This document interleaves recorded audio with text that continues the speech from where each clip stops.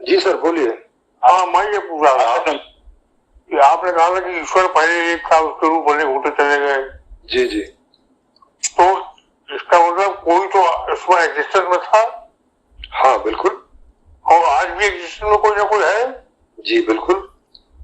तो अगर मान लीजिए इसको कोई किसी प्रकार से मानता है किसी रूप में, जी तो इसमें गलत क्या है? हाँ कुछ भी गलत नहीं, मैंने तो बोला ना कि मानने में कुछ भी गलत नहीं है।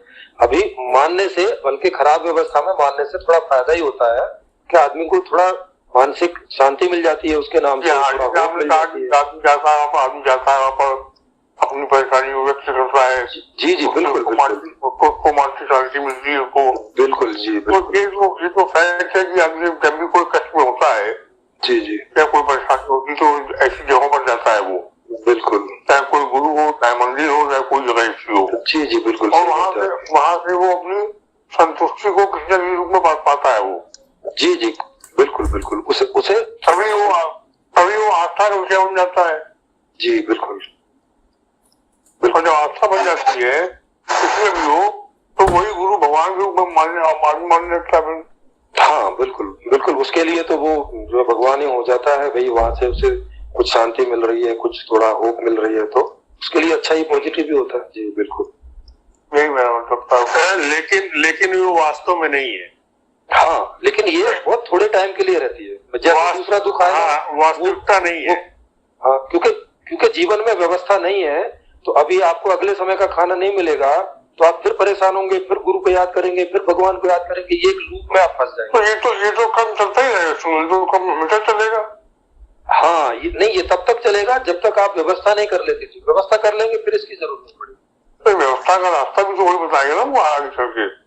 सर मेरा ये बता दिया ना, व्यवस्था में ओन सर्कमस्टांसेस भी बहुत इम्पोर्टेंट है। आपने व्यवस्था जब नाम लिया तो वो ज्यादातर एक मतलब थर्ड पर्सन या थर्ड ऑफिस या गवर्नमेंट पे चला जाता है, लेकिन ओन सर्कमस्टांसेस भी मेरे ख्याल से व्यवस्था का ही एक पार्ट है। जो आपने बोला वो बिल्कुल सही बोला, लेकिन ओन सर्कमस्टांसेस मतलब जैसे आपने थोड़ा बहुत बोला था कि मतलब जहाँ आप गलियों में रहते हैं या नालियां हैं, those kind of thing. Own व्यवस्था घर का माहौल भी हो सकता है। अगर किसी के घर में 10 लोग रहते हैं और बंदा यूपीएससी की तैयारी कर रहा है या कुछ भी, तो वो उन पे भी काफी कुछ डिपेंड करेगा। तो और कभी कभी ये होता है जैसे 10 लोग का परिवार है जिसमें जॉइंट फैमिली है और उसमें बेटा बहू और उसके बच्चे भी रहते हैं और साथ में ओल्ड पेरेंट्स रहते हैं, और बाई चांस जो बेटा है उस नौकरी कर रहा है, उसका ट्रांसफर मान लो किसी दूसरे सिटी में हो जाता है, फिर वो अलग रहने लगता है और फिर अलग रहने में वो 4 ही लोग रहते हैं और वो सिटी बाई चांस शहर थोड़ा सा मे बी फॉरवर्ड हुआ, तो उसको फॉरवर्ड या थोड़ा सा मतलब फॉरवर्ड कहने का मेरा मतलब है कि थोड़ा सा मतलब विकसित जगह होगी, वहां पे पढ़ाई का माहौल अच्छा होगा और अच्छे कॉलेजेस होंगे और ये सब, तो वहां पे उसको वो माहौल मिल जाएगा।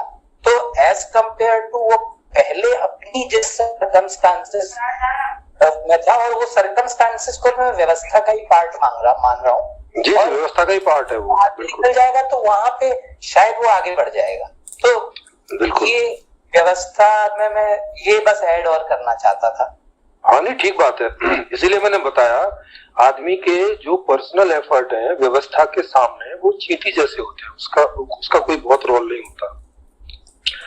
जैसे व्यवस्था एक बहुत बड़ी चीज होती है। व्यवस्था में ऐसे समझो कि 140 करोड़ की व्यवस्था है, 140 करोड़ लोगों की अगर भारत की बात करें तो 140 करोड़ में एक आदमी के एफर्ट का कोई बहुत मतलब नहीं होता है। व्यवस्था का अर्थ बहुत होता है, माने आप ऐसे समझ लें 99.9% व्यवस्था का रोल होता है आदमी को सुखी और दुखी करने में। 0.1% ही आदमी का एफर्ट, उसका जो है कोई लेना देना है। जी यस सर। दूसरी चीज प्रेमजीत सर, अनिल सर ने जैसा कहा कि ईश्वर का अस्तित्व था, ऑब्वियसली था, आज भी ईश्वर का अस्तित्व है, ऑब्वियसली है, लेकिन उसका रूप अलग है। आज हमारे जीवों में है। हाँ जीवों में है, न कि देवालय में है। ना अब वो देवालय में भी नहीं है, इस पूरे ब्रह्मांड में वो जहाँ कहीं भी है, वो जहाँ भी चेतनता है वहां है। आप में चेतनता है, मुझ में है, गाय में है, घोड़े में है, भैंस में है, जहाँ भी चेतनता है वहाँ उतना उतना है। नहीं नहीं, लेकिन इसमें क्वालिटेटिव। हेलो, हाँ प्राणवीर जी, ये भी कहा गया है कि अहम ब्रह्मास्मि, मैं खुद ब्रह्म हूँ। हाँ, एम ब्रह्मास्मि का मतलब यही हो गया ना कि ब्रह्म माने क्या, चेतनता वाला। जैसे मैंने बताया, जब मैं खुद चेतन हूँ तो मैं ही भगवान का रूप हूँ, मैं ही भगवान हूँ। हाँ, बस ये इसी रूप में, इसी रूप, हाँ इसी रूप में, हाँ यस, माने क्वालिटेटिव रूप में, गुणात्मक रूप में है। ऐसा करके नहीं कि मेरा एफर्ट या मेरी क्षमता, वो जो शुरू में जो ब्रह्म था, शुरू में जो चेतन था, उसकी जितनी क्षमता थी उतनी क्षमता मेरी नहीं है। मेरी क्षमता मेरे पास जो ये बॉडी है इसके हिसाब से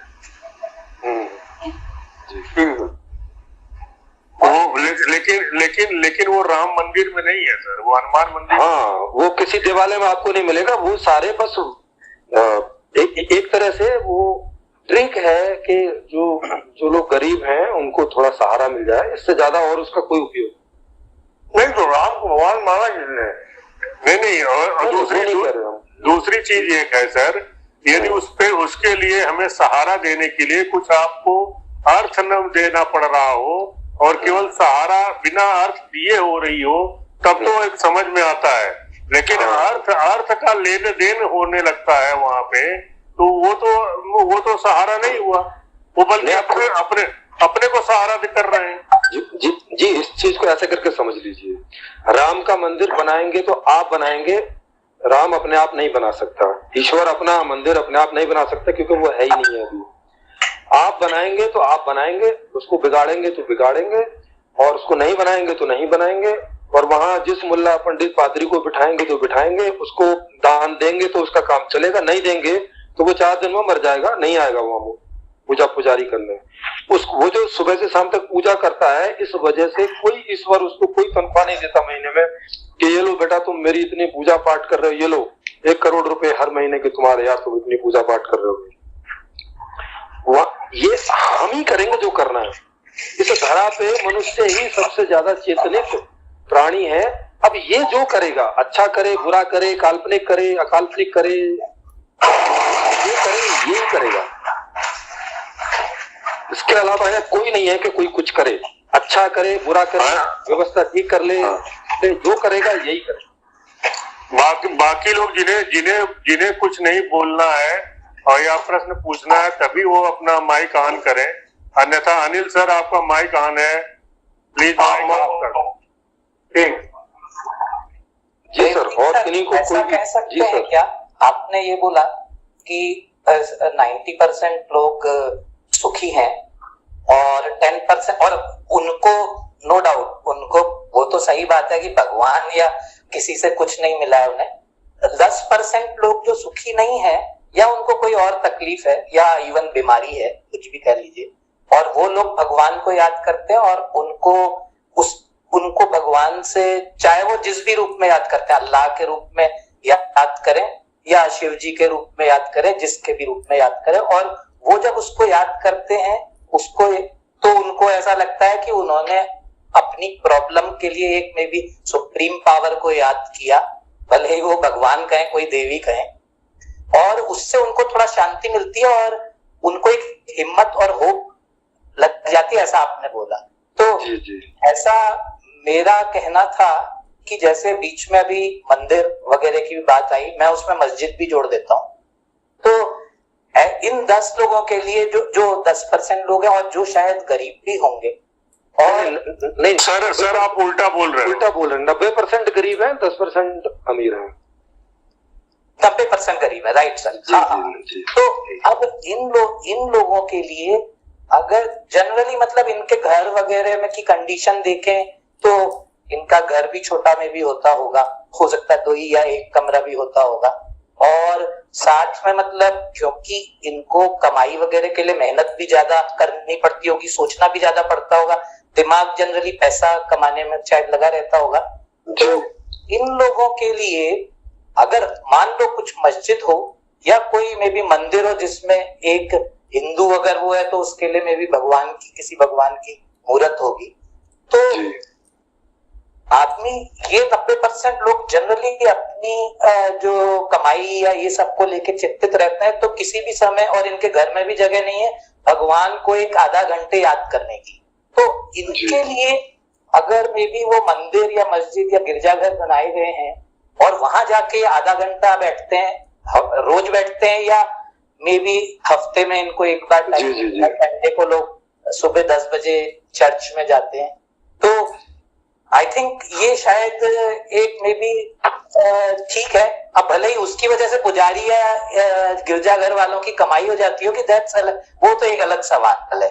वो तो आदमी क्राइम करके भी, सुपारी लेके भी, हत्या करके भी कमा लेता है, कमाई कर, बिल्कुल बिल्कुल। दूसरे मतलब पुजारी बनके या पादरी बनके लोग कमाते हैं, दैट्स अलग। लेकिन हाँ, अल्टीमेटली शायद ये उन 90% लोगों के लिए एक बहुत फायदे का काम करता होगा, और उससे उनको होप लग जाती होगी, और मतलब स्ट्रेस फ्री हो जाते होंगे, और वो आगे का सोचने लगते होंगे और करने भी लगते होंगे। बिल्कुल बिल्कुल, इसीलिए तो इनका अस्तित्व बना भी हुआ है। नहीं तो इनका, क्योंकि देखो आदमी एक बहुत ऐसी एक ऐसा प्राणी है, आदमी नहीं बल्कि जो भी चेतन है वो ऐसा प्राणी होता है कि जिसका अगर उपयोग नहीं होता उसके जीवन में, वो चीजें एब्सोल्यूट हो जाती हैं उसके जीवन से, मतलब विदा हो जाती हैं, या वो अपडेट होती रहती हैं उसकी जरूरत के हिसाब से, तो ही बनी रहती हैं। तो अभी तक दिवाले जो बने हुए हैं लोगों के जीवन में विभिन्न धार्मिक हिसाब से, वो इसीलिए बने ही हुए हैं कि इसकी उपयोगिता है। पुजारी के लिए उपयोगिता है कि उसका घर चल जाता है, राजा की उपयोगिता है या प्रधानमंत्री की उपयोगिता है कि उसके बहुत सारे जो उसका कर्तव्य था वो छुप जाते हैं इसमें, लोग उससे सवाल नहीं पूछते, भाई तुम वहां क्या कर रहे हो बैठ के, लोग सोचते हैं कि तो मेरे ही कारण हो रहा है। उसकी ये उपयोगिता है। गरीब को उसको थोड़ी शांति मिल जाती है, मानसिक थोड़ी होप हो जाती है फ्यूचर की, उसको ये उसकी उपयोगिता है। तो जिन चीजों की उपयोगिता मनुष्य के जीवन में रहती है, मनुष्य उन्हें येन केन प्रकार बना के रखता है, उसी वजह से ये बनी भी हुई है। जैसे ही आप इसको कल को बढ़िया व्यवस्था ले आते हो, तो फिर ये इसके लिए तो वहां नहीं जाएगा, वहां मानसिक शांति प्राप्त करने के लिए नहीं जाएगा, क्योंकि वो ऑलरेडी उसके पास है। कोई दुख में उसको याद करने के लिए नहीं जाएगा, क्योंकि कोई दुख उसको होगा नहीं। तो तब इसकी उपयोगिता नहीं रहेगी, वो फिर जगह हो जाएंगे ऐसे ही मीटिंग के लिए चौपाल टाइप की, बैठो एंजॉय करो, चलो मिलो, इस तरह का, या उनका अस्तित्व ही चला जाएगा उस समय पे। और फिर ईश्वर केवल ये जानने संबंधी चीज रह जाएगी कि अच्छा क्या होता है क्या नहीं। रिसर्च संबंधी जिन लोगों को ईश्वर को जानने में या ज्ञान करने में रुचि है, उन लोगों का विषय वो भर बचेगा बस। सही है। तो ये बात है। इसीलिए मैं कभी नहीं कहता कि आप देवालयों के पीछे पड़ो या इन्हें हटाओ, या ना, ये आदमी के ऊपर छोड़ दो। अगर वो दुखी है तो कहाँ जाएगा बेचारा? आप मुझे बताओ, आप दुखी हैं, कोई आपके पास ऑप्शन नहीं है, कहीं कोई होप नहीं नजर आती कि भाई इस आदमी के पास चला जाऊं कि वहां चल, तो कहाँ जाएगा वो? तो फिर वहीं जाएगा। तो वो होप लेने दो ना उसको। व्यवस्था की विकृति की देन है। जैसे सर आप देखिए, वर्तमान में जिन्हें 2 कमरों की उपयोगिता है उनके पास बंगलो है, और जिनके लिए मतलब कमरे चाहिए पक्के, उनकी झोपड़ियां, मतलब आप बरसात में आप देखिए कितना डैमेज हो जाता है, बहुत ज्यादा, वो कितना स्ट्रगल करते हैं, है ना। और आप मंदिर देखिए, जैसे जैन मंदिर देख लीजिए, मस्जिद देख लीजिए, कोई भी मंदिर देख लीजिए, संगमरमर, मार्बल, है ना, इतना फैसिलिटेबल टेम्पल बना के रखते हैं, मतलब इतना पैसा उसमें लगा है ना। इससे कितने गरीब लोगों के मकान बन सकते हैं जिन्हें उपयोगिता है, जिनकी बेसिक नहीं, ये वजह खराब व्यवस्था की है। ये बिल्कुल सर, व्यवस्था ही की बोल रहा हूँ। हाँ, ये अमीरों की वजह नहीं है, मतलब ऐसे होता भी नहीं है। आप अभी जितने अमीर हैं उन सभी अमीरों का पैसा लेके आप डिवाइड भी कर दोगे तो कुछ खास फर्क नहीं पड़ेगा। लेकिन सर जैसे मैं एक जैन कम्युनिटी की बोलूं तो वो तो इकोनॉमिकली स्ट्रॉन्ग है, तो वही लोग तो भ्रमित होकर मंदिरों में इतना पैसा लगाते हैं। नहीं, वो तो दूसरी वजह से लगाते हैं, क्योंकि वो थोड़े हैं अभी संख्या में, उनको भी कई प्रकार के भय रहते हैं, कई प्रकार के डर रहते हैं उनको भी, और उनमें भी गरीब हैं। ऐसा नहीं होता कि जैन सारे धनाढ्य हैं, वहां भी 10% आपको धनाढ्य मिलेंगे, 90% वहाँ, हाँ ठीक है, बाकी दूसरे जो कम्युनिटी है उनसे थोड़े बेहतर है, लेकिन वहां भी कोई बहुत अच्छी हालत नहीं है। जी, तो उनके भी बहुत सारे दुख रहते हैं। यस, और खराब व्यवस्था में अमीर लोगों के भी कई दुख होते हैं, से कम दुखी और दूसरे ढंग के दुख उनके होते हैं। असुरक्षा का भय रहता है। तो अभी तो बहुत सारा उनके बच्चों को जो है कोई अपहरण कर सकता है, उनका कोई रिश्तेदार उनका अंगूठा लगवा के ये वो करके जो ठग सकता है, उनकी भी बहुत सारी इनसिक्योरिटी रहती है। तो खराब व्यवस्था में सभी दुखी रहते हैं, कुछ लोग कम दुखी, कुछ लोग ज्यादा दुखी। ये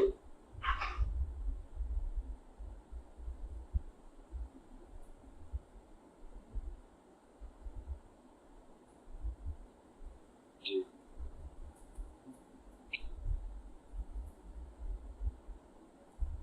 हेलो जी सर। जैसे व्यवस्था जो आप हमें लानी, जो आपने लिखी है, उसको लाने के लिए भी एक व्यवस्था की जरूरत पड़ेगी ना सर? जी, तो उसके लिए मतलब अभी जो व्यवस्था चल रही जी अभी जो व्यवस्था चल रही है उसी से वो आ जाएगी। हाँ ठीक। नहीं, जैसे आपका सवाल पूरा हो तो आप कर लीजिए।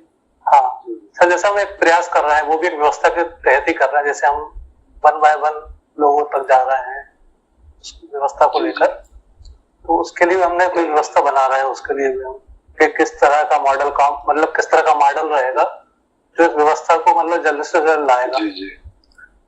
जैसे कि हम कुछ ऐसे नेताओं को, बुद्धिजीवियों को तैयार कर लेंगे या मतलब समझ जाएंगे वो लोग, तो जो उन पे आस्था करते होंगे, विश्वास करते होंगे, तो उनके जरिए बहुत से लोग ऑटोमेटिकली जुड़ जाएंगे स्पीड में। जी, तो हम ऐसा भी एक सिस्टम बना के चल रहे हैं, तो थोड़ा उसको एक्सप्लेन करेंगे आप? मेरे हिसाब से थोड़े जल्दी में कर दीजिएगा सर, क्योंकि ईश्वर की वास्तविकता से रिलेटेड। अच्छा ठीक। हम टॉपिक से भटक गए। मैं उसको छोटे में कर देता हूँ। ये क्या है कि अभी हम लोग इन सारी बातों को जो व्यवस्था संबंधी है, उन्हें सभी लोगों को विभिन्न माध्यमों से जैसे रिसोर्सेज हमारे पास आते जाएंगे तो पहुंचाते जा रहे हैं। और जब हम लोगों को लगेगा कि 70 से 80% ये लोगों तक पहुंच गया है, तो हम लोग एक सर्वे करेंगे, लोगों से पूछेंगे कि भाई आप इस व्यवस्था के लिए सहमत हैं क्या, इसको लाएं या नहीं लाएं।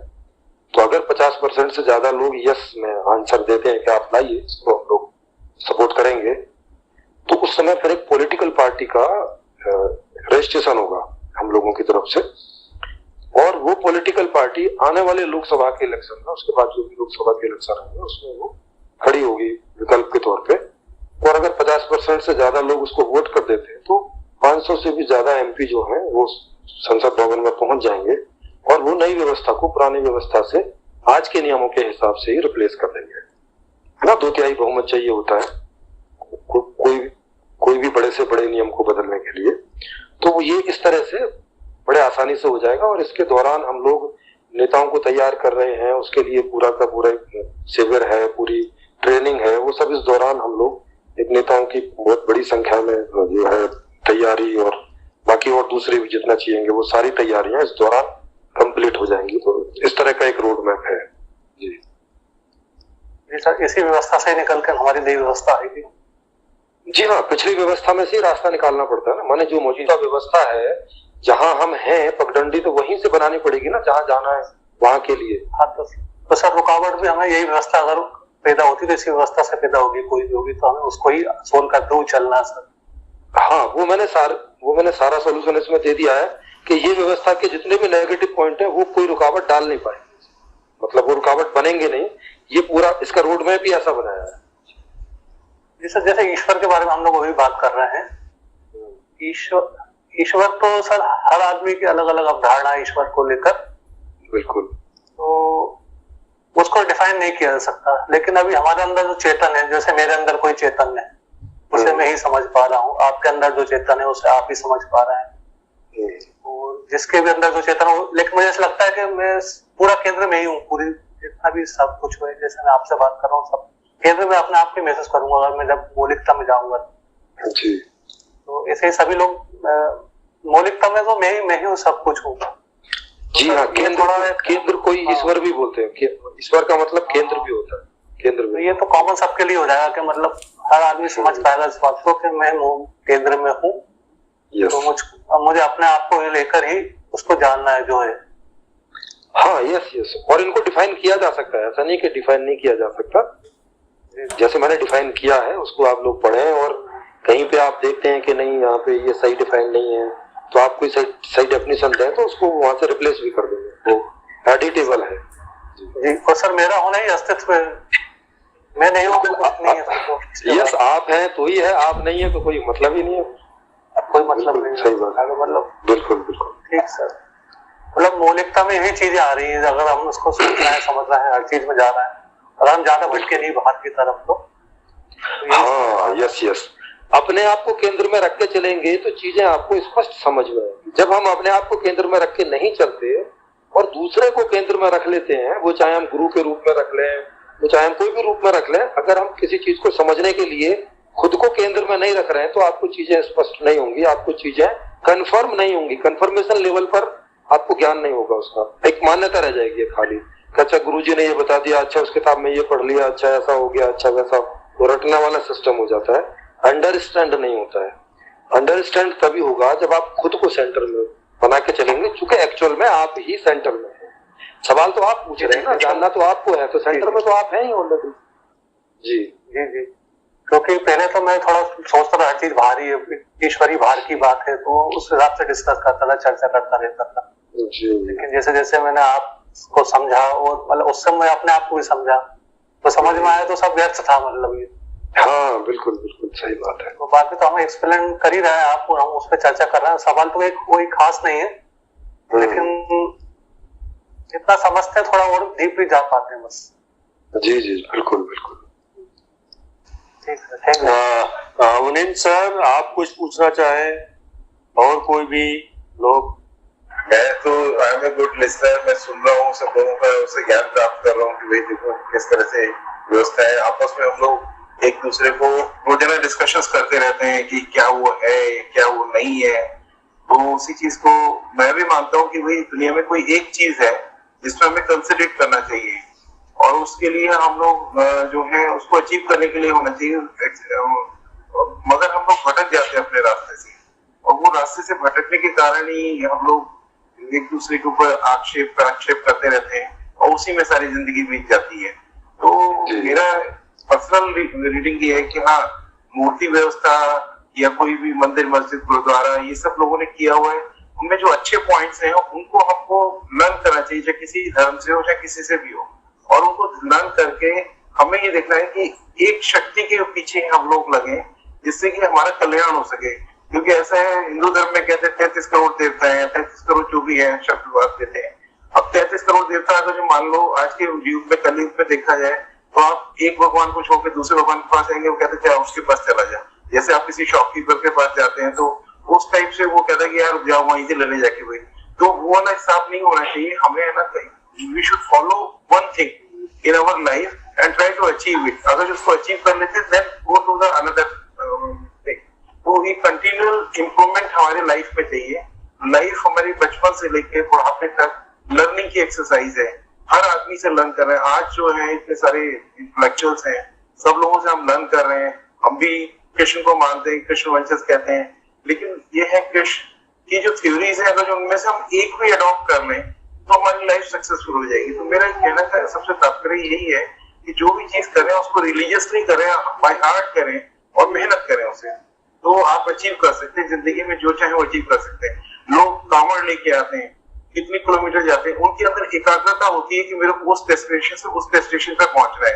या वैष्णो देवी जाते हैं या आपका ये मक्का मदीना जाते हैं, तो वहां उनको एक अचीव करने के लिए पूरा लोग वक्त छोड़ने जाते हैं, लोग मतलब पूरा एक टारगेट लेके चलते हैं।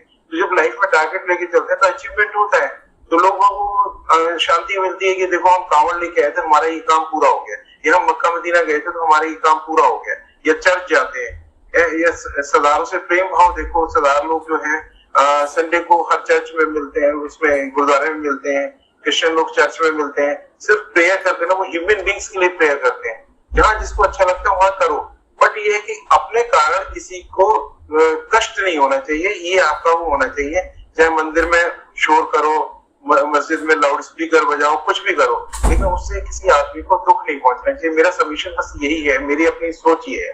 अब कहाँ तक सही है? रंजीत जी, सुरोही जी बताइए आप, मतलब I think I have spoken, तो आप उसमें और कुछ ऐड कर सकते हैं तो बताइए। जी जी, क्या है कि जब तक खराब व्यवस्था रहेगी तो ये मंदिर मस्जिद भी कहीं तो आपको होप और वो शांति देने वाली चीज तो है, लेकिन ये उनके लिए जो उसमें श्रद्धा रखते हैं, लेकिन जो श्रद्धा रखते किसी और में श्रद्धा रखते हैं उनके लिए ही श्रद्धा बन जाता है। जैसे लाउड स्पीकर लगाते हैं या कहीं भी वो वकील हो रहा है कहीं पे, तो इनकी श्रद्धा है वो उसके लिए थोड़ा जो का या उनके दुखों को दूर करने का हो पाने का बन जाए। तो खराब व्यवस्था में ये समस्या भी रहेगी, इसे भी सॉल्व कर लिए आप बोल रहे हैं कि वो को माने उसके पीछे चले, उससे वो सफल हो जाएगा। 140 करोड़ में एक आदमी का एफर्ट कोई बहुत मायने नहीं रखता। जैसा मैंने आपको बताया कि अगर व्यवस्था खराब है तो आप कुछ करके अमीर तो हो सकते हैं, मगर अमीर के साथ जितनी सिक्योरिटी लगी रहती है उससे नहीं बच पाएंगे। आपके बच्चों का अपहरण हो सकता है, आपको कोई ठग सकता है, आपको ये सारी चीजें आपको नींद नहीं आने देगी।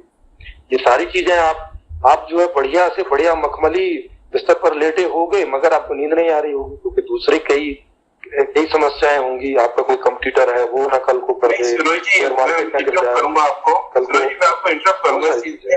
आप कह रहे हैं एक आदमी से व्यवस्था नहीं कहते, आदमी एक ही सफिशिएंट है अगर जो वो स्पार्क उसके अंदर है चीजों को करता है। जैसे हम संतों का समागम होता है तो उसमें एक ही बोलता है ना, वो कितने हजारों लोगों के बीच में चिंगारी पैदा करता है। तो मेरा कहने का मकसद ये है कि if you are right at your path, सब फॉलो करें। गांधी ने दांडी यात्रा शुरू की थी, उनके पीछे चल दिए थे लोग, ठीक है, चाहे जैसे भी था उस टाइम उसको देश की जरूरत थी। आज की तारीख में ऐसा नहीं कह सकते कि एक आदमी से कुछ नहीं हो सकता। हर आदमी individual is important if he is a human being, otherwise is a animal. नहीं जी, मैं तो दूसरी बात कह रहा था। मैं कह रहा था अपने लिए। ये तो दूसरी बात होगी कि कोई एक आदमी ने कोई, जैसे एक साइंटिस्ट ने कोई खोज निकाल दी तो अब उसका सब लोग लाभ ले रहे हैं, वो एक अलग बात है। वो उसके लिए मैं उसके सुखों दुखों की बात कर रहा हूँ, आदमी के अपने पर्सनल सुखों दुखों की बात कर रहा हूँ। कि जैसे एक साइंटिस्ट एक खोज तो कर सकता है और खोज करके उसने दे भी दी, लेकिन उसके बदले में उसको मान लिया कोई, उसकी तनख्वाह 8,000 रुपए, अब वो क्या करेगा?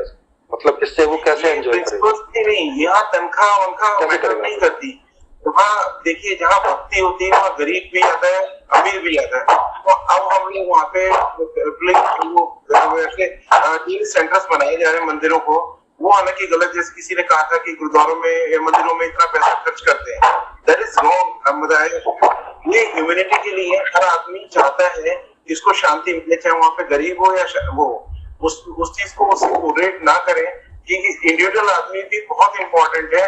जब तक आपको 1:1 कनेक्शन नहीं होगा, चाहे वो भगवान हो चाहे मनुष्य हो, तब तक कोई भी मनुष्य में आपस में इतने लोग, हम लोग आज अभी 28 लोग हैं, 28 लोग। अब एक चीज को हम सुनना चाह रहे हैं कि भगवान का अस्तित्व क्या है, ऐसा भी लोगों का ये क्यूरियोसिटी है। तो उसमें हम ये कहेंगे इंडिविजुअल का इंपॉर्टेंस नहीं है, इंडिविजुअल का इंपॉर्टेंस है, that's why they are here. इसलिए से मैं शांति आई कहाँ से? अशांति नहीं, हाँ, इस चीज को देखना है ना कि देखो, शांति मनुष्य के कर्मों से आई। नहीं, इसको हम वहां जाते हैं, सोचते हैं मोबाइल पे मैसेजेस करके मंदिर में बैठ के भगवान पे शांति ले रहे हैं। मैं क्या कह रहा हूँ, एकाग्रता एक मन करके चीजों को करना है, चाहे वो मंदिर में बैठो चाहे घर में बैठो, कहीं पे भी बैठो। नहीं, पहले तो हम इसको देखो, इसको हम एक एक करके समझे इस चीज को कि हम अभी तक हमें जो समझ में आया है या जो मैंने समझाया वो ये समझाया कि मंदिर की उपयोगिता केवल आदमी को तभी है जब वो उसके जीवन में अशांति है, दुख है। नहीं, ऐसा नहीं है। उसके जीवन में अगर अशांति, इस चीज को गलत मत बोलिएगा। ये चीजें देखिए, मंदिर मस्जिद उनकी सबकी इंपॉर्टेंस अलग है। कर्म के हिसाब से कर्म कर रहे हैं लोग अपना कर रहे हैं, जहाँ हर रिलीजन ने हर चीज ने की हुई है।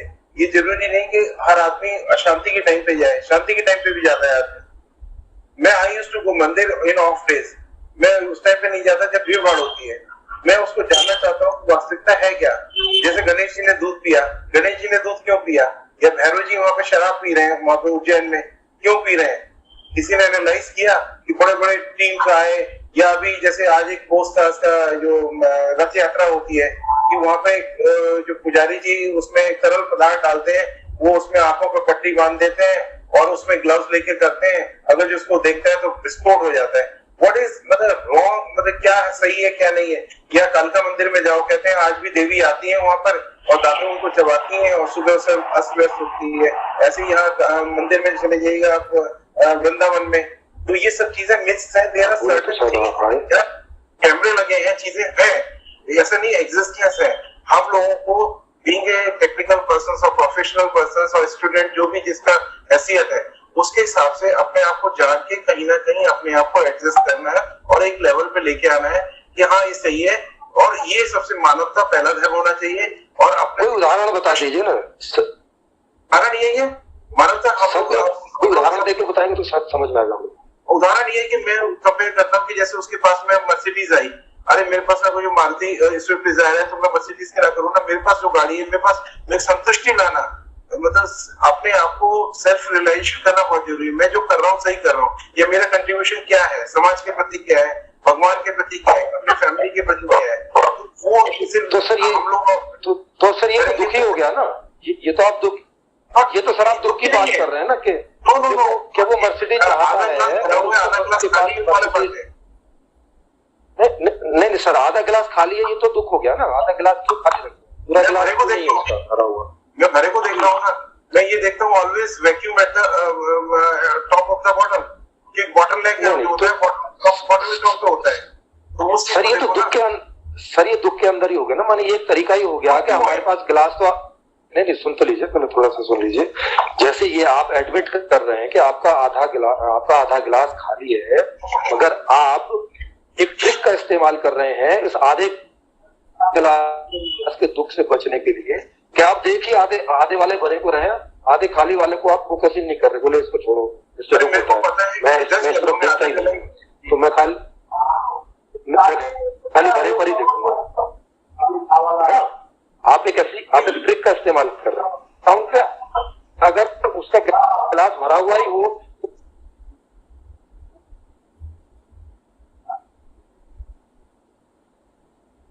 तो उसे इस ट्रिक का इस्तेमाल करने की क्या जरूरत है कि उसे आधा भरा वाला देखना है, आधा खाली वाला नहीं देखना? इसकी जरूरत क्या है?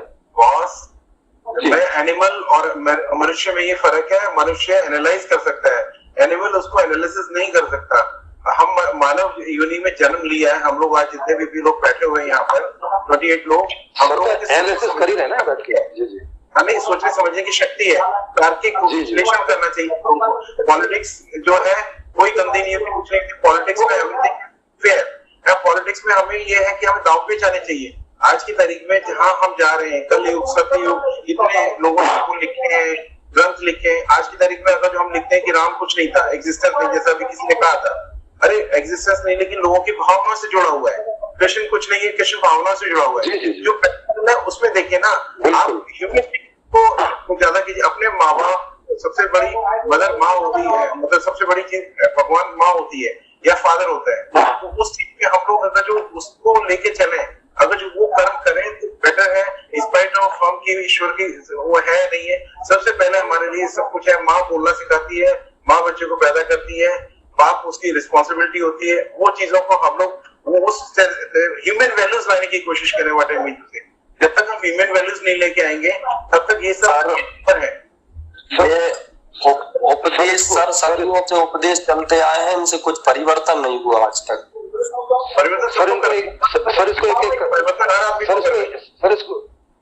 एक सेकंड, इसको एक एक करके देखते हैं। जैसे आप कहते आदमी में हम ह्यूमन वैल्यूज को स्टेब्लिश करें, इसलिए करें क्योंकि दूसरों को जो इनसे दुख होते हैं वो दुख ना हो, इनसे उनको सुख हो, यही कह रहे हैं ना आप?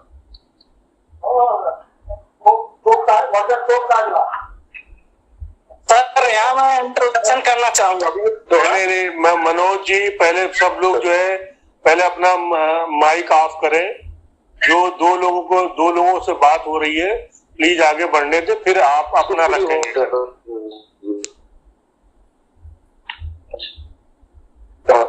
जी अभिनंदन सर जी, जो हम पॉजिटिव वैल्यू को स्टेब्लिश करना चाहते हैं लोगों के अंदर में, उद्देश्य क्या है, मतलब हम क्यों करना चाहते हैं, उससे आउटपुट क्या मिलता है या क्या मिलेगा? नहीं, पॉजिटिव उससे आउटपुट ये है कि मैं एक जो है I will get a satisfaction of it and I am living in a good society. जो आज हम लोग जो जिस चीज के लिए हम डिस्कशन कर रहे हैं, मैंने क्या कहा, किसी भी धर्म, किसी भी जाति, किसी भी कंट्री में जो अच्छी चीजें उनको अडॉप्ट करके अगर जो अपने आप को बना लेते हैं, जैसे आप एक एग्जांपल बताता हूँ मैं सिंगापुर, नहीं एक एग्जांपल सिंगापुर रवांडा। सर जो पूछा वो बताएंगे, अगर हम वही बता रहा हूँ मैं एग्जांपल टू द पॉइंट रहेंगे तो ज्यादा अच्छा समझ में आएगा। नहीं, to the point I am telling you कि मैं रवांडा या सिंगापुर की बात कीजिए, उन्होंने अपने लॉज अमेंड करके आज एक ऐसी कंट्री बना ली है जहाँ हर आदमी सेफ सिक्योर महसूस करता है। हम लोग नहीं कर पा रहे बिकॉज हमारे डेमोक्रेसी है एंड एवरीबॉडी इज सेइंग कि मैं कर दूं, मेरे ये भगवान, तेरे ये भगवान, तू ऐसा मैं वैसा, हमेशा कंपैरिजन। ये तो फिर व्यवस्था की सर ये तो व्यवस्था की बात होगी ना, जैसे आप बोल रहे हैं यहाँ डेमोक्रेसी है, वहाँ कोई और प्रकार का तंत्र है, तो ये तो बात व्यवस्था की होगी ना, आदमी की कहाँ बात आ गई? वैल्यू जिसके व्यवस्था को और कौन चेंज करेगा? चेंज कर सकते हैं जो एक सेम फ्रीक्वेंसी पे बात करें। हाँ तो भाई वहां पर भी आज जो व्यवस्था है वो सदा से तो थी नहीं, वहां पर भी बदलते बदलते आई है, हर जगह बदली है, भारत में भी बदली है, पूरी दुनिया में ऐसी कोई जगह नहीं जहाँ व्यवस्थाएं कोई जो अनादिकाल से कोई व्यवस्था में चली आ रही है आज तक बदली नहीं है, ऐसी तो कोई जगह नहीं है इस धरती के ऊपर। तो बदल रही है तो बात तो व्यवस्था की होगी ना। अब हमें ये देखना है कि अगर व्यवस्था ठीक हो जाए तो क्या इन पॉजिटिव वैल्यूज की जरूरत है या ये खुद पे खुद आदमी में अपने आप आ जाएंगे बिना उपदेश किए, बिना कुछ से? हाँ, कैसे नहीं? हाँ, वही मैं पूछ रहा हूँ। जैसे उदाहरण के लिए मैं आपसे पूछूं कि एक आदमी चोरी करता है, तो अगर उसको सब कुछ जो भी उसे चाहिए जीवन में, जो वो चोरी करके प्राप्त करता है, अगर उसे वो बिना चोरी प्राप्त किए एक व्यक्ति को मिल जाए, तो क्या वो तब भी चोरी करेगा? नहीं, चोरी क्या रहेगा ना, डिक्शनरी से चोरी खत्म हो जाएगा, अगर सारी व्यवस्था उसको मिल जाएगी। चोरी करना उसका परम धर्म है, मैं तो ये कहूंगा, प्रोफेशन है। पुलिस का काम अलग है, चोरी का काम जो परम धर्म जाएगा। सर जो पूछ रहा हूँ वो तो बताइए कि क्या वो तब भी चोरी करेगा? ऑफ कोर्स चोर है तो करेगा, मैं वही तो कह रहा हूँ आपको, सबके काम अलग है। चोर का काम प्रोफेशन है। सर वो काम नहीं है। अच्छा, वो चोरी क्यों करता है? कि वो उसका प्रोफेशन है इसलिए करता है या चाहिए होता है चोरी से? ऑफ कोर्स, मतलब उसके दिमाग में फितरत ऐसी है सर। उसने चोर नाम लिया, एक बार उसे चस्का लगा, उसको लगा कि भी करना है। कोई भी अब कोई बिजनेसमैन है, वो बिजनेस क्यों? अरे सर, एक बार चोरी करने का उसने सोचा क्यों? भाई सोचा उसको, ये तो इनहेरेंट चीजें होती है कई लोगों के दिमाग में। लोग जन्म पत्री मिलाते हैं, क्या करेगा भाई, क्या करेगा? वो कहता है जेल जाएगा। क्यों जाएगा भाई? नहीं, हाँ, अच्छा, तो आप ये कह रहे हैं कि लोग पैदाइश, ये चर्चा तो बहुत सही है भाई। ऑफ कोर्स, हम लोग जो पत्रा एस्ट्रोलॉजी चर्चा के ऊपर है और चर्चा की नहीं, आपका मतलब आप ये कहना चाहते हैं कि आपके अंदर जितने भी दुर्गुण हैं वो पैदाइशी हैं? अवनिंद्र सर, मैं आपकी आज की एस्ट्रोलॉजी और आज की थिंकिंग, सर एस्ट्रोलॉजी की बात नहीं कर रहे ना, we are not talking about astrology. अरे फिर मैं कहाँ से लेके आऊंगा? मैं कोई अंदर से वहां से जब मैं पैदा हुआ था तो मैं नहीं आया था मैं। Astrology is not a proved science, है ना? आज एस्ट्रोलॉजी के किसी को प्रूव नहीं किया। You are wrong here, it's a proven science and mantra is also proven science, everything is proven. नहीं तो आपको इसका आप इसका प्रूफ दिखाइए, किसने प्रूव किया, कहां प्रूव किया? Medical sciences there is a different departments, those who are treating on mantras also, and इसके बाद में जो आप इसकी बात कर रहे हैं, एस्ट्रोलॉजी की बात कर रहे हैं, नहीं आपको एक लिंक यहाँ शेयर कर दीजिए। जी सर आपको एक लिंक आइए, वर्कशॉप आप पढ़िए। मैंने वर्कशॉप अटेंड की है इनकी, एंड आई हैव सर मैंने पढ़े हैं, वहां को नहीं है, सब माता पे ही चलता। भाई मैंने आप लोगों से सीखा है, सब लोगों से ऐसे वर्कशॉप सेमिनार्स करके सीखा है, एंड आई से कि किसी की भावनाओं को मत कहिए, उसमें से जो अच्छी चीजें निकालेगा और जो चीजें हैं हम अपने कर्मों के साथ। अरे सर, एक तरफ आप कह रहे हैं कि एक आदमी पैदाइशी चोर है, उसका काम है, प्रोफेशन है, वो चोरी करेगा ही। पर आप कह रहे हैं कि वो किसी को दुखी ना करे। अब जब चोरी करेगा तो दुखी कैसे नहीं करेगा दूसरे? भाई उसका डिक्शनरी से शब्द ही हट जाएगा ना चोर। वी आर नॉट हियर क्योंकि हम जो नहीं कैसे हट जाएगा?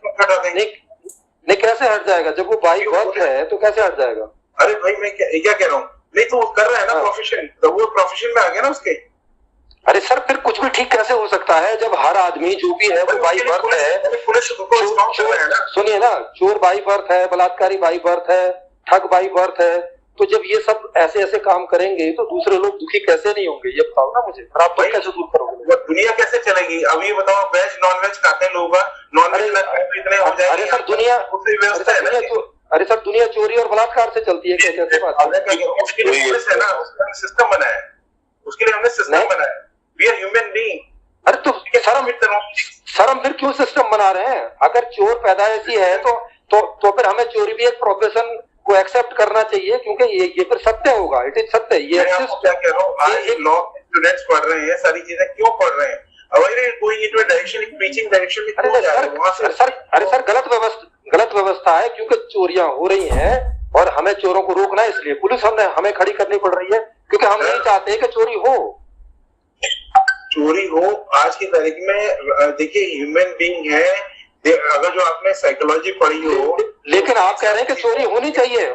नहीं देखो, आप अपना विरोधाभास देखिए ना, आप क्या कह रहे हैं? आप एक तरफ कह रहे हैं, सर सुनिए तो, आप एक तरफ कह रहे हैं कि आप पॉजिटिविटी का उपदेश कर रहे हैं कि हर आदमी के अंदर पॉजिटिव गुणों को हमें जो है एस्टेब्लिश करना है। फिर आप ये भी मान रहे हैं कि जो जिन दुर्गुणों के साथ आदमी पैदा हो रहा है वो बाई बर्थ है। अब बाई बर्थ है माने नेचर ने ही उसको ऐसा बनाया है, आप उसको कैसे करके बदल देंगे? आपके उपदेश वो क्यों करके सुन लेगा? आपके उपदेश वो क्यों करके मान लेगा? वो चोरी क्यों करके छोड़ देगा? चीजों को एनफोर्स करना पड़ता है। क्यों कर रहे हैं? अरे सर क्यों कर रहे हैं हम एनफोर्स? हम तो फिर उसके दुश्मन हो जा रहे हैं। दुश्मन, यही तो चीजें हैं जो सीखनी है। मतलब इसमें ईश्वर का अस्तित्व जो है, देखिए। अरे इसमें सीखना क्या है? अगर मैं चोर हूँ तो मैं क्यों कुछ मिस्टर सिरोही, हम लोग क्यों कुछ ऐसा कर रहे हैं? हम आप जो है ना, आप मिक्स कर रहे हैं ना सर। कोई ऐसा नहीं, मैं मिक्स कर रहा हूँ। मैं देखो टाइम कम है, इस वजह से मैं चीजों को मिक्स इस वजह से कर रहा हूँ।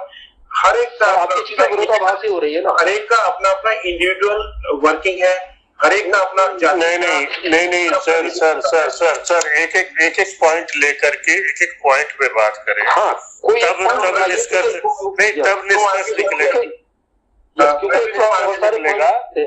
पॉइंट ले लीजिए। अगर चोरी होना बाई नेचर है तो आप उसको पॉजिटिव क्यों करना चाहते हैं? इसका उद्देश्य आप बताइए। इसलिए कि मेरे पास फोर्स होगा, मेरे पास मैन पावर को यूटिलाइज करना है, जॉब देना है मेरे को। आपके पास नहीं होगा अगर चोरों के साथ सॉल्व करना है। मेरे को ह्यूमन को एक वो करके चल रहा है भाई, मेरे को व्यवस्था बनानी है, व्यवस्था बनाई है। अगर किसी चोर को पुलिस बनाए तो वो भ्रष्टाचार। मैंने आपको क्या कहा, self reliance is very important and my contribution is very important. कोई चोर पुलिस बनेगा तो वो तो भ्रष्टाचार करेगा ना। नहीं बनेगा ना सर चोर है वो, चोर है नहीं, इसलिए नहीं। आप कैसे जांचेंगे?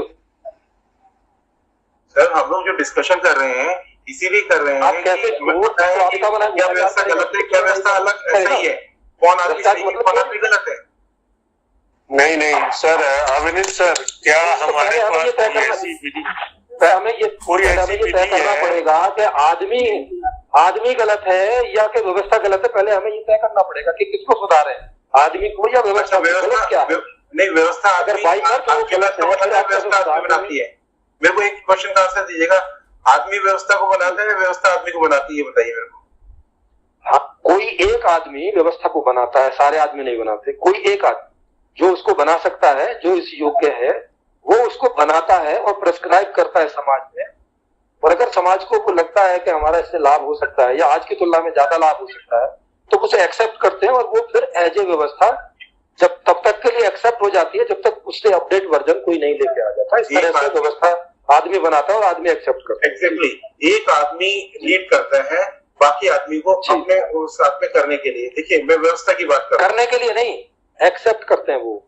मैं आपको एक जबरदस्ती वाला आई वॉज इन हांगकॉन्ग, मैं ट्रेवल कर रहा था, लास्ट लेडीज उसके जो टोल बूथ होती है वहां पे बैठी हुई है, वहां पे वो रात को 2 बजे भी वो टिकट काट रही है, और उसके बाद आदमी जब चल रहा है ग्रीन सिग्नल पे आदमी भी रुक रहा है और सब चीजें व्यवस्था वहां पे चल रही है।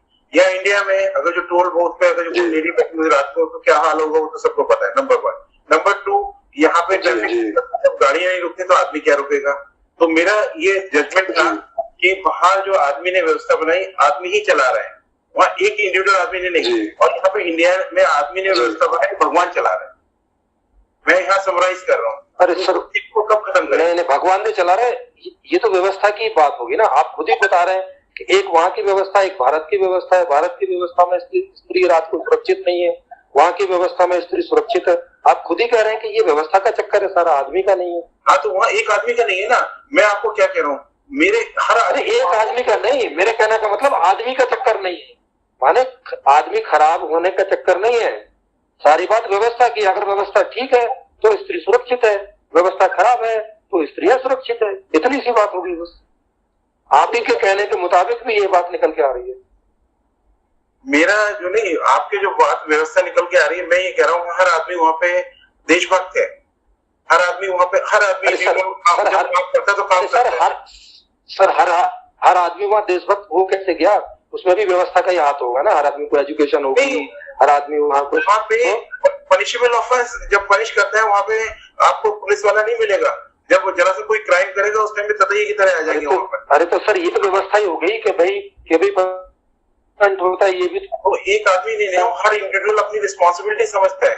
यहाँ पे हम लोग इंडिविजुअली अपनी रिस्पॉन्सिबिलिटी समझते हैं, लेकिन हमारे अंदर लालच होता है, हमारे अंदर कुछ ना कुछ ऐसी चीज। सर लालच क्यों होता है हमें? अरे सर, वहाँ का हर आदमी लालच क्यों समझता है? सुनिए ना, वहाँ का हर आदमी। प्रेम जी सर यही पे नहीं वही कह रहा हूँ कि लालच क्यों हो रहा है। जो सर बोल रहे हैं कि लालच होता है, लालच होता है, वो लालच क्यों हो रहा है? लालच का कारण जाने हम, वो भी व्यवस्था पे ही आएगी, हमारे सुख पे ही जाके आएगा। आप ईश्वर कारण व्यवस्था पहुंचेगा, बिल्कुल। लालच हमें तभी हो रही है ना कि हमारी सुख की पूर्ति नहीं हो रही है, तभी तो लालच कर रहे हैं। नहीं तो यदि हम हमारी पूरी सुख की पूर्ति होती तो मैं लालच क्यों करता? यस, आप अगर जो लालच नहीं करोगे तो आप you are not a human being. ऐसा नहीं है, ये गलत धारणा है ना, ये गलत धारणा है। वही तो, ये गलत धारणा है। ये कारपोरेट वालों ने गलत धारणा बना रखी है कि तुम लालच करोगे, नहीं लालच करोगे तो आगे बढ़ोगे नहीं। नहीं, इसका उदाहरण मैं आपको बता देता हूँ। देखो सर, लालच को उदाहरण नहीं है, लालच अपने जीवन का गुण है। नहीं है गुण है, नहीं है सर गुण। इसको हम देख लेते हैं अपने जीवन में, खुद देख लेते हैं। हमारे जीवन में जी ये किसी कारण से उत्पन्न होते हैं। लोभ लालच किसी कारण से उत्पन्न होते हैं हमारे जीवन में। उसको देखें कि कैसे होते हैं। जैसे जिस इलाके में पानी पर्याप्त मात्रा में, आपके पास पानी पर्याप्त मात्रा में आता है, एमसीडी से आता है, टंकियां ऊपर रखी हैं, भरी रहती हैं, चली रहती हैं, तो आप कभी पानी का कोई बहुत बड़ा सा 2-4 करोड़ किलोमीटर का स्टोरेज बना के स्टोर नहीं करना चाहते व्यक्तिगत रूप से, क्योंकि आपको मालूम है कि पानी आपको मिल जाता है, उसकी ऐसी व्यवस्था हो रखी है। कुछ समय पहले चले जाएं, जब पानी की व्यवस्था इस प्रकार की नहीं थी और कोई लोग होते थे जो पानी का कुआं खुदवा पाते थे अपना पर्टिकुलर टाइप का, उस समय नल भी नहीं होते थे, तब पानी के ऊपर युद्ध होते थे, पानी के ऊपर लड़ाइयां हो जाती थी, मर्डर तक होते थे पानी के ऊपर। आज पानी के ऊपर में जहां अवेलेबल है, जहां अवेलेबल नहीं है, कम है, वहां पर भी आदमी समझते हैं। जहां पर भी पानी अवेलेबल है तो वहां वो इजी है, वहां उसके लिए कोई लोभ नहीं करता, कोई पानी का टैंक अपने साथ इकट्ठा करके नहीं चलता, उसके लिए लोभ नहीं इकट्ठा होता।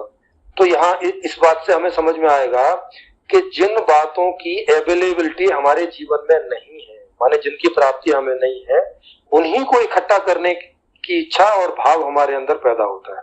जो चीजें हमें सहजता से, सरलता से उपलब्ध हैं, उनके लिए हम कोई लोभ लालच हमारे अंदर कभी इच्छा नहीं होती कि हम उसको इकट्ठा करके रखें। हमें पता है कल जितना चाहिए कल मिल जाएगा।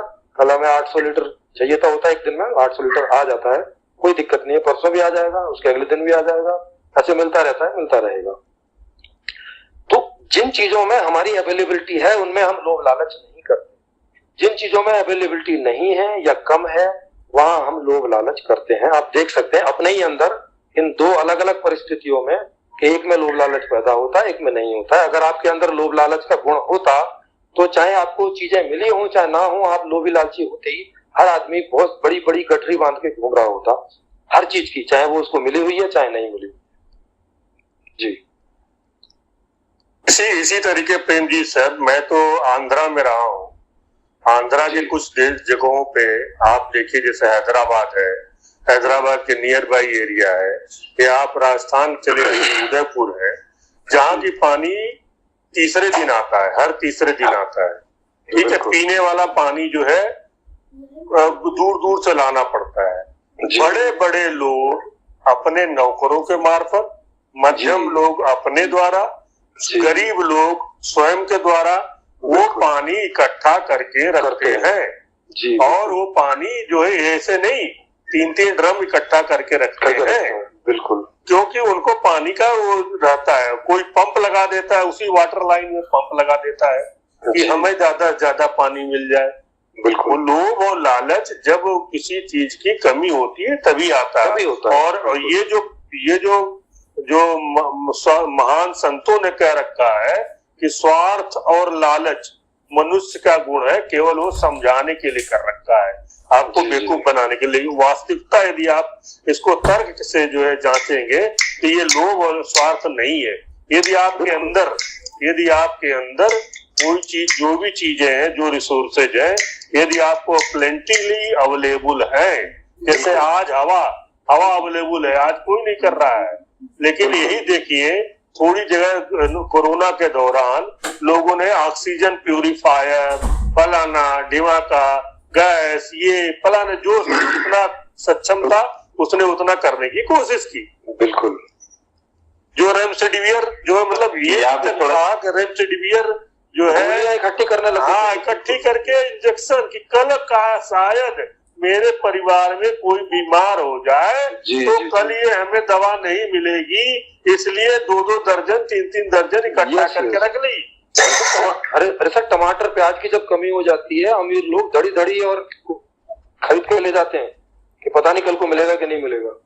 तो हम संग्रह करने की वृत्ति हमारी तभी खड़ी होती है जब हमें कोई चीज स्वाभाविक रूप से, हमारी जरूरत के हिसाब से, हमारी इच्छा के हिसाब से स्वाभाविक रूप से प्राप्त नहीं हो रही है, तो ये वृत्ति पैदा होती है, अदरवाइज तो नहीं होती है। ये हम अपने जीवन में खुद में देख सकते हैं, जैसा कि मैं अभी सर को बता रहा था, दूसरे सर को, संजय सर को, कि हम अपने आप को सेंटर में रखें, तब हमें ये गुण दुर्गुण क्या होते हैं, क्या ये हमेशा के लिए हैं, क्या ये बाय बर्थ हैं, क्या ये परिस्थितियों से आते और जाते हैं, तब हमें ये इसका रियलाइजेशन होता है, अनुभव के आधार पर रियलाइजेशन होता है। तब हमें पता चलता है कि नहीं यार, परिस्थितियों के आधार से ही हमारे अंदर गुण अथवा दुर्गुण, जिन्हें हम दुर्गुण बोले या सदगुण बोले, हमारे अंदर ये पैदा होते हैं। तो वैसे ही चोरी भी ऐसी चीज है, चोरी, ठगी जितनी भी है, वो सब उन्हीं लोगों को ये सारे विचार आते हैं, और वही लोग ऐसा प्रयास करते हैं कि जिन लोगों को जितनी उनकी इच्छा है उसके हिसाब से वो स्वाभाविक रूप से पूर्ति नहीं हो पाती, तो वो लोग इन सब चीजों के इकट्ठा करने के पीछे पड़ जाते हैं, और फिर एक पूरी सीरीज बन जाती है कि फिर उन्हें और 50 लोगों को भी देना है, उनका भी करना है, फिर वो एक जंजाल बन जाता है जिसमें वो फंस जाते हैं बुरी तरह से। और फिर वो उस समय अगर नहीं भी चाहे तो भी उन्हें करना पड़ता है, उन्हें लगे कि इतना बहुत हो गया तब भी उन्हें करना पड़ता है, क्योंकि आप उससे निकल नहीं सकते, वो पूरी व्यवस्था का जाल ऐसा रहता है। तो ये इस तरह से है। तो कोई भी पैदाइशी व्यक्ति केवल एक गुण को लेकर पैदा होता है, और वो है सुखी होना, कि वो सुखी होना चाहता है, बस ये उसका स्थायी गुण है जो किसी भी अवस्था में जाता नहीं। इसके अलावा बाकी जितने भी सारे हैं, एक उसकी क्षमताएं होती हैं कि उसकी कर्मेंद्रियां, ज्ञानेंद्रियां कितनी जो है क्षमता वाली है, वो रहता है, अंतःकरण बाह्यकरण कितने क्षमता वाले वो रहता है।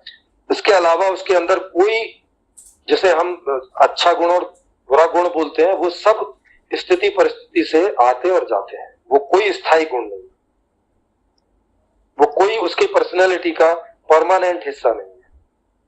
ये आप अपने अंदर देख सकते हैं। जब आप सेल्फ रियलाइजेशन की प्रक्रिया में जाएंगे तब आपको ये अच्छे से एक्सपीरियंस होगा। और जैसा मैं बता रहा हूं, ये तो आप ऐसे ही दैनंदिन जीवन में ही एक्सपीरियंस कर सकते हैं।